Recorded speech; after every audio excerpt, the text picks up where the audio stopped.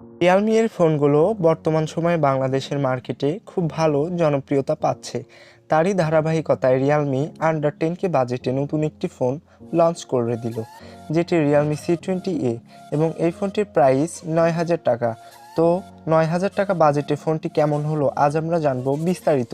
এবং আপনি যদি আমাদের চ্যানেলে নতুন হয়ে থাকেন তাহলে চ্যানেলটি সাবস্ক্রাইব করে আমাদের পরিবারের সদস্য হয়ে যান। তো চলুন ভিডিওটি শুরু করা যাক।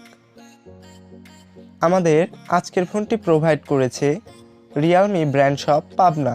তো সবাইকে Realme brand shop Pabna visit করার অনুরোধ রইল।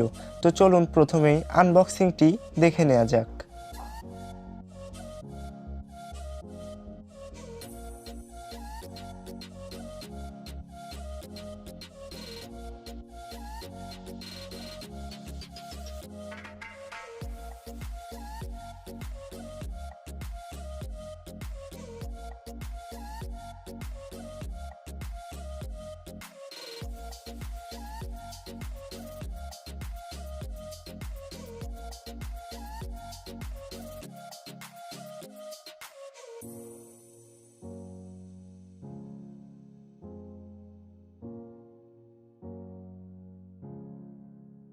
আমরা প্রথমেই ফোনটির ডিজাইন এবং বিল্ড কোয়ালিটি নিয়ে কথা বলবো।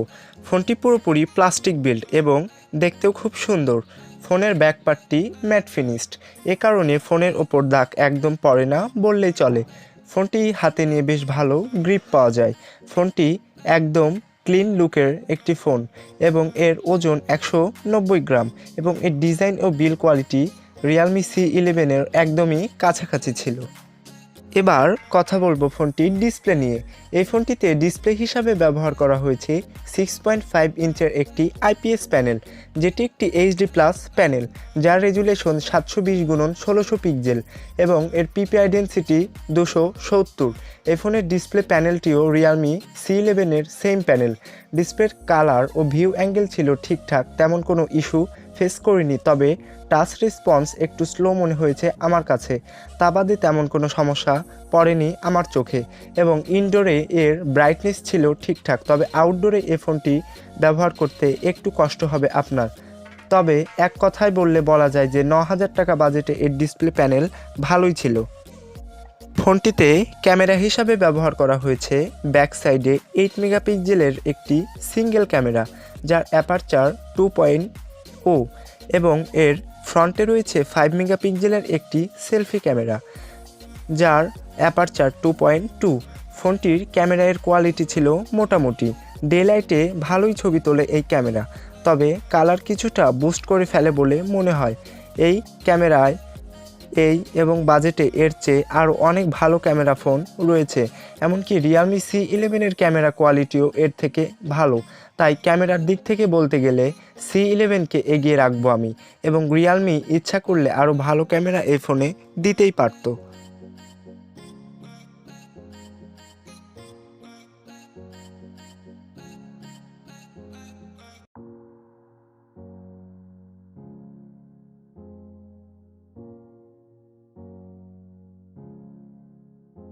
ফোনটিতে ব্যাটারি হিসাবে ব্যবহার করা হয়েছে 5000 mAh এর একটি ব্যাটারি, যা থেকে নর্মাল ইউজে 2 দিনের মতো ব্যাটারি ব্যাকআপ পাওয়া যায় এবং হেভি ইউজে যা 1 দিনের মতো।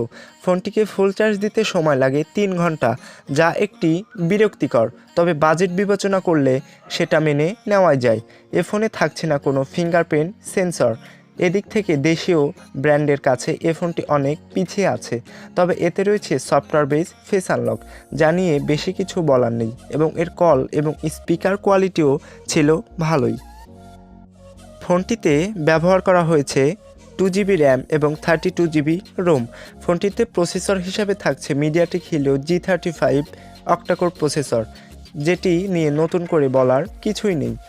লো বাজেটে ফোনের জন্য এটি একটি ভালো প্রসেসর, তবে এতে র্যাম যেহেতু 2GB, এ কারণে এ ফোনে লাইট অ্যাপসগুলো ব্যবহার করাই ভালো এবং এটি যেহেতু লো বাজেটের ডিভাইস, এ কারণে নর্মাল গেমগুলো এ ফোনটি দিয়ে খেলা যায় এবং ফ্রি ফায়ারও ভালোই চলে এতে।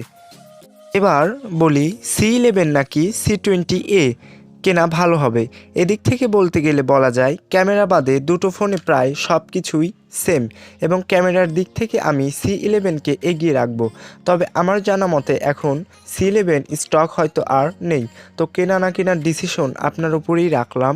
ভিডিও ভালো লাগলে লাইক করুন, বন্ধুদের সাথে শেয়ার করুন এবং চ্যানেলে নতুন হয়ে থাকলে চ্যানেলটি সাবস্ক্রাইব করে আমাদের পরিবারের সদস্য হয়ে যান।